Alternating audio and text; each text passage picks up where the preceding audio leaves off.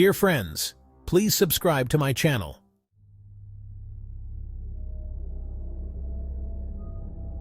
This eerie story happened in the family of a friend of mine. We worked together for a while, but then our paths diverged. I knew she had a close-knit family with two lovely daughters.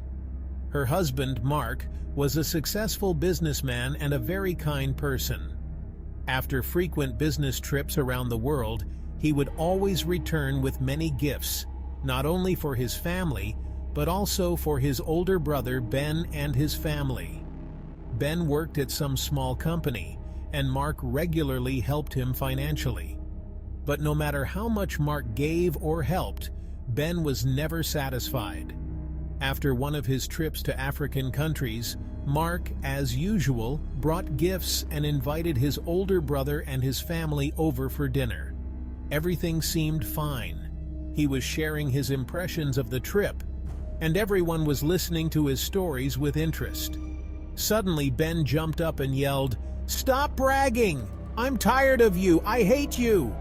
He lunged at his brother with a knife. Mark's eldest daughter tried to grab the knife, but he cut her hand, and while wildly waving the knife, he forced all the women and children out of the room, shouting, "We're brothers! We'll deal with this ourselves!" and locked the door. Everyone could hear the screams and crashes, but no one could do anything. When everything went silent and the door finally opened, they entered the room. The scene was horrifying. The brothers were sitting at the table across from each other, but Mark, with his eyes gouged out and his throat slashed, was dead. The court declared Ben insane and sent him to a psychiatric hospital. It was said that the father of Mark's wife, a high-ranking official, managed to keep him out of prison.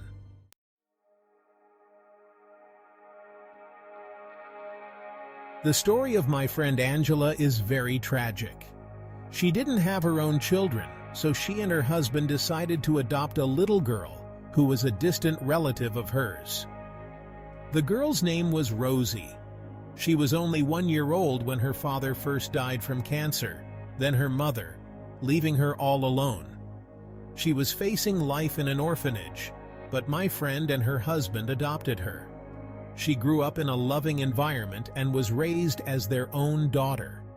Rosie grew up to be a very attractive woman with beautiful, voluptuous features. Men often admired her. She chose a handsome man, Alex, and married him. They had two wonderful children, a girl and a boy. A beautiful, successful family. Then suddenly, my friend's husband, Rosie's adoptive father, whom Rosie loved dearly, passed away. It was a huge blow for her. Strange things also began to happen in her own family. Her husband, Alex, suddenly grew distant, stopped seeing her as a woman, and asked for a divorce. It turned out that he had started to be attracted to men. Her father's death, her husband becoming gay, her family falling apart. All these blows took a toll on Rosie's mental health. She withdrew into herself, became silent, and stopped taking care of the children. She would lie all day facing the wall, not uttering a word. The children moved to live with Alex's parents, who of course loved their grandchildren but couldn't understand what was happening. One day, Rosie left the house and disappeared. Angela reported it to the police. They began questioning the neighbors. One neighbor saw Rosie getting into a car with a man, but she didn't notice the make of the car, let alone the license plate. My friend Angela was nearly going mad.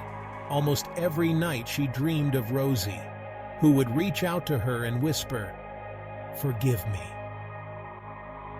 Several months of searching passed without success. Then, suddenly, after 6 months, Angela received a photograph of a dead Rosie and a letter from the police in a town 500 miles away asking her to identify the deceased. Angela confirmed that it was her daughter, Rosie. The letter stated that since the body had been lying for several months and had begun to decompose, she had been buried in a grave for the homeless, marked number 46. A second funeral for Rosie was held. She was buried next to her adoptive father. It seemed she had found peace and stopped appearing in Angela's dreams. After the funeral, Angela became calmer as well. But whenever Rosie is mentioned, she cries. Who did Rosie get into the car with, and how did she die? The police were never able to solve the case.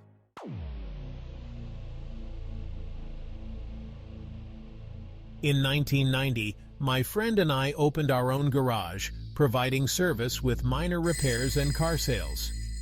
Our business was doing fairly well. One day, an owner brought us a 1988 Mercedes station wagon to sell. The car was in excellent condition. The owner explained that he was leaving the country for a long time, which is why he was selling the car. What surprised us was that he offered it at a price significantly below market value. We quickly touched up a couple of scratches on the hood and put the beautiful car up for sale. It sold quickly. We noticed the owner seemed to breathe a sigh of relief, but we made a good profit and forgot about it. A few months later, the car reminded us of itself. It was brought back to our garage after being involved in an accident.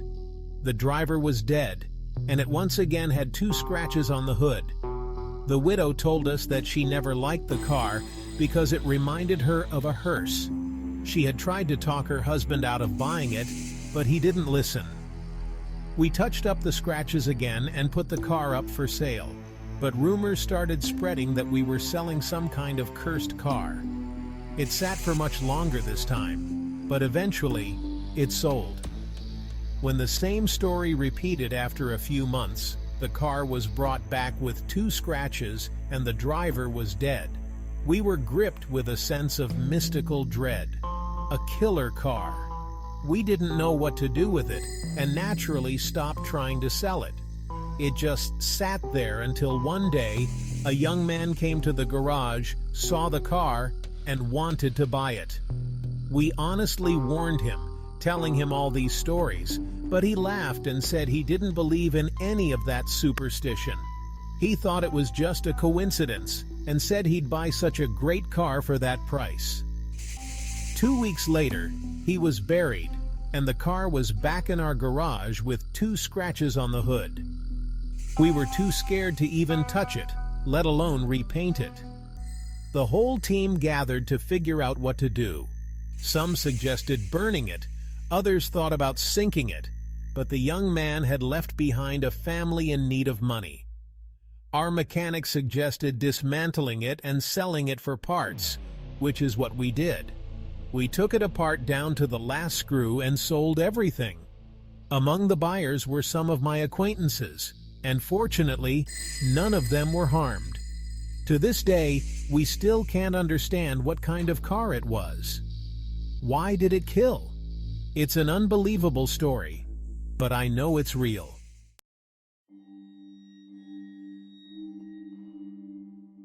I work in the city. During the winter, I live in a 1-bedroom apartment there, but in the warmer months, I move to my small cottage in the countryside. Although the commute time to work increases, the fresh air and incredibly beautiful nature make up for this inconvenience. Twice a day, I drive past a forest lake and always stop to admire the view, which looks like it's painted on a canvas. One day, a girl appeared in this landscape. She was so stunning that I couldn't take my eyes off her. Slim, long-legged, with a mane of thick hair and delicate facial features. She and the scenery seemed to merge into one. After admiring her from a distance, I decided to approach the lake, and maybe, if I got lucky, introduce myself to this beauty. She entered the water and began swimming and splashing around so gracefully that I couldn't help but watch her in awe. I moved closer to the water, but as soon as I reached the edge of the lake and wondered, maybe I should get in too? She dove under the water and disappeared, leaving only ripples on the surface. I started to worry, thinking something had happened to her. I dove in after her, but she was nowhere to be found. Deciding that I must have missed her getting out of the water, I went home. Over the next 2 days, the scene repeated itself, but I didn't dive in again. I don't know why, but an inexplicable sense of unease crept in. When I got home, I grabbed a bottle of wine and went to see my neighbor. He had prepared a delicious dinner. We talked about all sorts of things, and casually, I mentioned the girl. My neighbor suddenly jumped up and shouted, "Don't go near that cursed lake!" so loudly that I was left speechless. Calming down, he told me a story that circulates in the village. Every year around this time, some kind of water monster awakens. It appears as a girl, lures its victims, mostly men, kills them, and feeds on their energy. The story that happened in the village 10 years ago is shocking. A young man in his 30s saw this beautiful girl and approached the water. She invited him to swim and splash around with her. Of course, the man agreed, but as soon as he entered the water, a shapeless creature attacked him, started strangling him, and tried to drown him. Apparently, the man was quite strong. At some point, the monster let go and hissed in his ear, "You're mine." The man barely managed to crawl out of the water and make it home. There, he felt so ill that they called an ambulance, but they couldn't save him. His lungs were full of water, and he died of asphyxiation. After that incident, people began leaving the village. Now I understood why so many empty houses were up for sale. But why didn't the monster touch me? I approached the water and even dove in, I asked my neighbor. After thinking for a moment, he replied, "I think you must have a very strong guardian angel.